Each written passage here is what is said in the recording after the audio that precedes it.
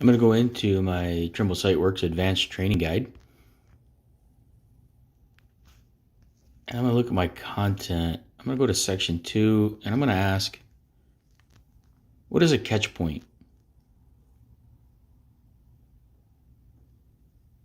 A catch point is where the existing ground intersects with the slope design, indicating where to go to find the slope that intersects with existing ground.